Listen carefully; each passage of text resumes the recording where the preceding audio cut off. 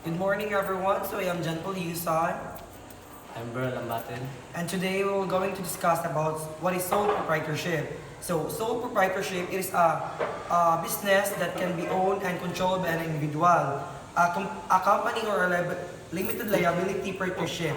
There are no partnerships in the business. The legal status of the sole proprietorship can be defined as follows. It is not separated legal entity from the business owner. And here are the characteristics and key features of sole proprietorship. We have the definition.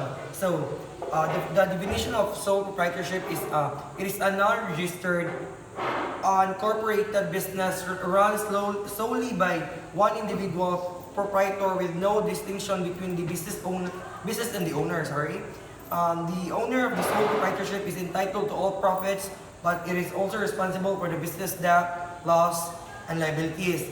And we have here the key features. First is we have the tax. So, umingon tax, murag sa, di ba, ang sole proprietorship, kaysa naman na siya ka tao or one man sa isa ka business. So, ikaw rin magbayad og tax, kanang, muna ang purpose sa sole proprietorship. And sa easy establishment, nganong gitawag siyang easy kay ikaw mo isara imuhang decision ang magbuot di unlike sa partnership o sa corporation nga kanang mag-need pa o kanang approval sa uban bago nimo siya ma-establish ang imong idea. And sa complete control, why complete control? Ikaw ang tag-iya sa business, so you have the freedom to choose or to do whatever you want. And the advantages and disadvantages will be discussed by Mr. Beryl Lambatin. So also choosing a sole proprietorship, there are advantages and disadvantages.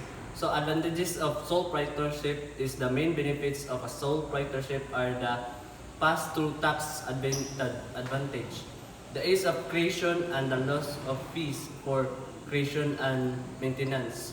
So disadvantages, the most significant disadvantage of sole proprietorship is your exposure to liability as the business owner. And I thank you.